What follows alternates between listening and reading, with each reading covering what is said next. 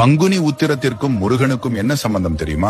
மாதம் மாதம் வரும் உத்திரம் நட்சத்திரத்தை விட பங்குனி மாதத்தில் வரும் உத்திரம் நட்சத்திரம் மிகவும் சிறப்பு வாய்ந்தது. 12வது மாதமான பங்குனியும் 12வது நட்சத்திரமான உத்திரமும் இணையும் புனித நாள் பங்குனி உத்திரம். பங்குனி உத்திரம் முருகப்பெருமானுக்கு மிகவும் சிறப்பான திருநாளாகும். முருகப்பெருமானுக்கும் பங்குனி உத்திரத்திற்கும் ஒரு நெருங்கிய தொடர்பு உள்ளது. முருகனுக்கு 12 கரங்கள். இந்த 12 கரங்கள் கொண்டிருக்கக்கூடிய முருகனை 12வது மாதத்தில் வரக்கூடிய 12வது நட்சத்திரத்தில் வழிபடுவதுதான் மிகவும் சிறப்பான விஷயம். இதற்கு ஒரு வரலாற்று கதையும் கூறப்படுகிறது.